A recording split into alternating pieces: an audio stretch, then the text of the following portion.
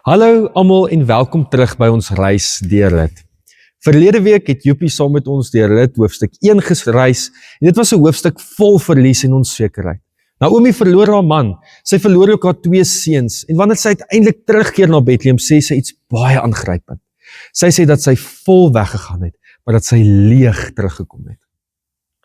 Joepie het ons verlede week onder andere laat nadink oor keuses in tye van krisis, oor Rit se besonderse loyaliteit aan Naomi en oor God se teenwoordigheid, juis wanneer 'n mens leegheid en onsekerheid beleef. En dan eindig hoofstuk 1 met 'n klein detail. Naomi en Rit kom terug in Bethlehem aan die begin van die garsoes. En daar is iets besonders, soos Joepie laasweek gesê het, in die naam Bethlehem self. Bethlehem beteken in Hebreëus huis van brood. En Naomi kom terug na die huis van brood, terwyl sy self leeg voel, terwyl sy self nie 'n antwoord op haar verlies het nie. Sy weet nie wat vir haar voor lê nie, sy weet ook nie hoe die Here vir haar en vir Rit gaan voorsien nie. Maar juist daar in die huis van brood het die oes begin. En wanneer ons by hoofstuk 2 kom vandag, begin ons agterkom, God is reeds besig. Naomi kan dit nog nie sien nie, Rit kan dit nog nie sien nie, maar die verhaal is reeds aan die beweeg. Wanneer hoofstuk 2 begin, sit Naomi en Rit met 'n praktiese probleem. Iets wat ons elke dag mee sit, hulle moet eet. Maar Rit kom en sy neem inisiatief. In vers 2 vra sy van Naomi, mag ek lande toe gaan om are op te tel by iemand wat my toelaat om dit te doen? En Naomi antwoord, gaan gerus maar, my dogter. Dit was deel van die gebruik in Israel, dat daar tydens die oes voorsiening gemaak is vir die arme mense en vreemdelinge. Hulle kon agter die snyers aanloop en van die are optel wat agter gebly het. En as 'n mens na Rit se situasie kyk, besef jy hoe weerloos sy eintlik is. Sy is 'n weduwee, sy is arm, sy is 'n jong vrou en boonop dit alles is sy 'n vreemdeling, 'n Moabitiese vrou wat nou in Bethlehem woon. Maar iets van Rit se karakter kom onmiddellik hierna tevore. Sy neem inisiatief. Rit sit nie net en wag dat iemand hulle moet kom help nie. Sy sien die nood raak. Sy weet hulle het kos nodig en sy gaan doen wat sy kan. Sy neem verantwoordelikheid vir dit wat voor haar lê.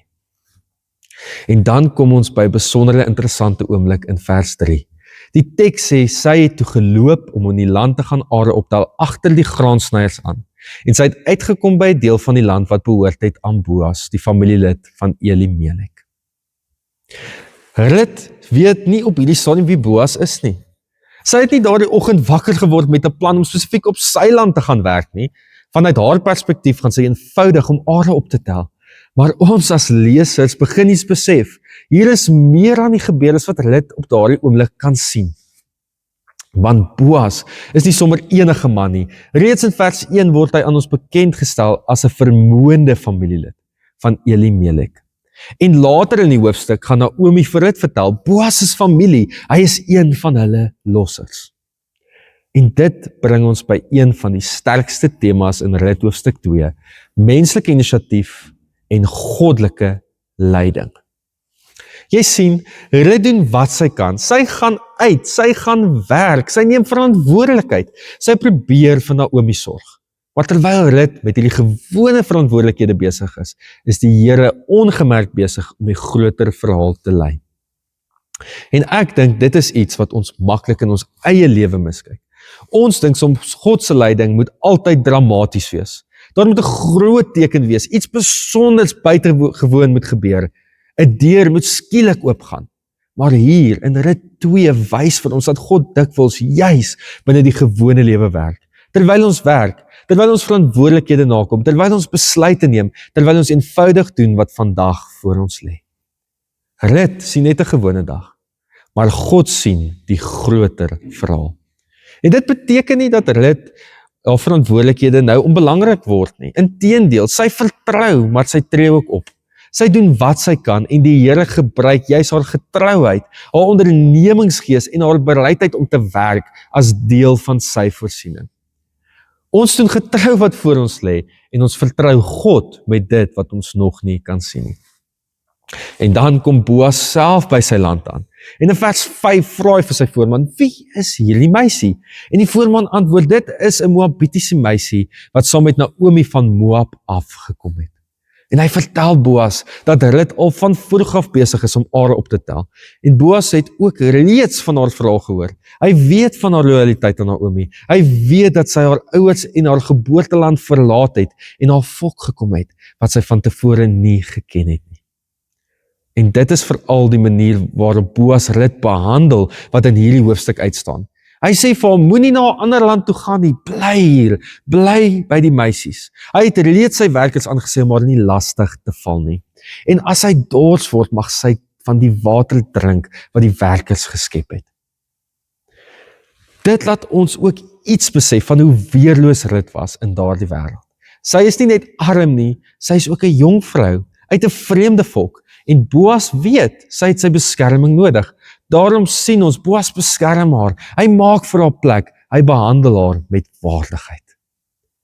Rut is selfs verbaas hieroor. Vers 10 buig sy voor Boas en vra, waarom is jy so goed vir my, en stel jy belang in my, net 'n buitestander? En dit is nogal treffend. Rut weet dat sy 'n vreemdeling is.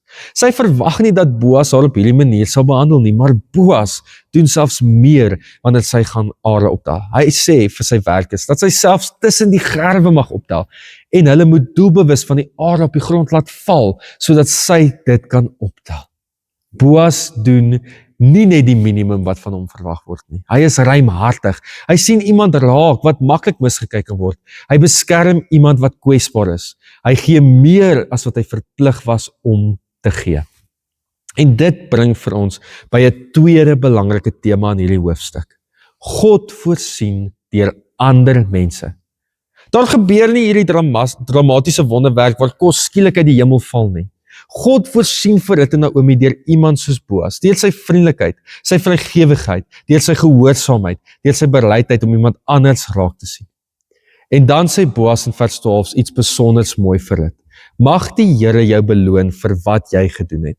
Mag jy 'n welverdiende beloning ontvang van die Here, die God van Israel, onder wie se vleuels jy kom skuil het. Daardie beeld van God se vleuels is besonders. Rut het baie agtergelaat. Haar ouers, haar geboorteland, alles wat vir haar bekend was. Sy het saam met Naomi na 'n vreemde plek gekom, sonder om presies te weet wat daar vir haar wag. Maar Boas sien in haar besluit iets meer. Rut het met haar verbintenis aan Naomi, maar ook Naomi se volk en aan Naomi se God, soos ons reeds in hoofstuk 1 gehoor het, u volk is my volk en u God is my God. En nou beskryf Boas haar as iemand wat onder die vleuels van God van Israel kom skuil het. Maar daar is my iets besonders mooi hier. Boas praat oor God se vleuels, maar Boas self word een van die mense deur wie God sy beskerming en sorg vir hulle sigbaar maak. Boas vra dat die Here vir haar sal sorg en terselfdertyd word Boas 'n middel waardeur die Here vir haar sorg. En dit laat 'n mens wonder, is daar dalk mense vir wie ons bid, terwyl God vir ons wil gebruik as deel van sy sorg in hulle lewe? Boas se vriendelikheid wys vir ons iets van God se karakter. Hy sien die vreemdeling raak, hy beskerm die weerlose, hy maak ruimte, hy behandel Rut met waardigheid. Vriendelikheid is daarom nie net 'n klein ding hier nie. Dit kan iets van God se goedheid vir ander mense sigbaar maak. En aan die einde van daardie dag gaan hulle terug na Naomi toe. In vers 17 vertel sy dan dat sy 13 kg gars bymekaar gemaak het. Dis nie sommer net 'n handjie vol nie. Sy vat dit huis toe. Sy gee van die kos wat oorgebly het van Naomi. En Naomi wil natuurlik weet, waar het jy vandag gewerk? Wie het jou gehelp?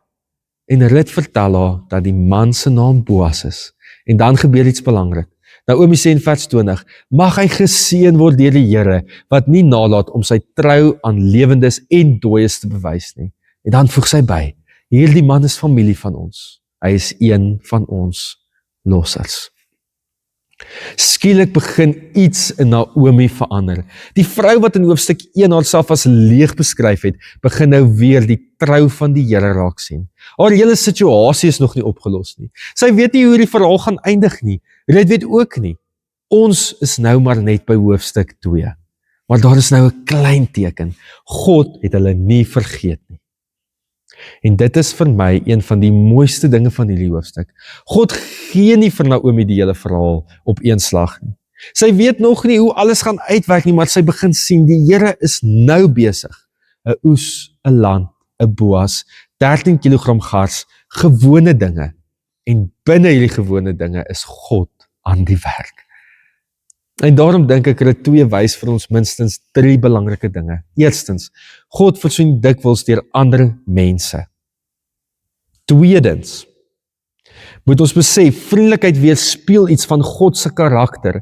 Boas wys vir ons wat dit beteken om iemand raak te sien, om die weerlose te beskerm en om meer te doen as bloot die minimum. En derdens, getrouheid in die klein dinge kan deel wees van iets baie groter. Ruth weet nog nie waarheen haar dag gaan lei wanneer sy daardie oggend uitgaan om are op te tel nie. Sy doen eenvoudig wat voor haar lê, maar God gebruik daardie gewone getrouheid binne sy groter verhaal. En dit sluit mooi aan by wat ons verlede week by Joepie gehoor het. In hoofstuk 1 maak Ruth 'n belangrike keuse. Sy kies om saam met Naomi te gaan, selfs al weet sy nie presies wat voor lê nie. En in hoofstuk 2 sien ons haar daardie keuse uitleef. Sy doen getrou wat voor haar lê, en terwyl sy dit doen, is die Here reeds aan die werk. Ruth sien 'n gewone dag, maar God sien die groter verhaal. Wanneer julle nou saam met klein groepe daar is, nooi ek julle uit om rustig Ruth hoofstuk 2 saam te lees.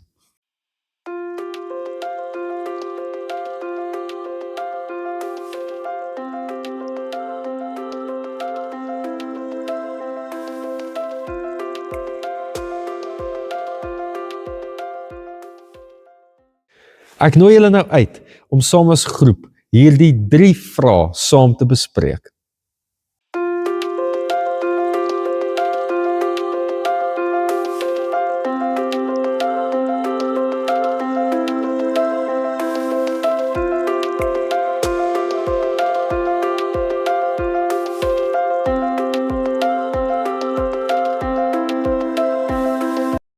Kom ons bid saam. Here, wat 'n wonderlike voorreg om vandag so in die woord te mag lees. En terwyl ons so deur Ruth hoofstuk 2 wandel en reis, Here, om net iets van u voorsiening te besef. Here, om te besef dat in die gewone dinge van ons lewens, in ons alledaagse werk, ons alledaagse wandel, is u besig om te voorsien, is u besig om te werk. Here, dankie dat ons kan besef uit hierdie teks uit, Here, dat u die groot God is wat ons sien, dat u die God is wat vir ons voorsien, selfs al voel ons weerloos, Here. Selfs al voel ons verlate, kan ons weet dat u met en by ons is. Here, en vandag kom bid ek, Here, dat u ook deur hierdie teks in ons lewens sal werk, sodat ons ook anders sal sien wat weerloos is en wat u nodig het. Here, dat ons ook iets van u vriendelikheid mag weerspieël in hoe ons ander mense behandel, Here, sodat ons ook die lig vir hierdie wêreld kan skyn.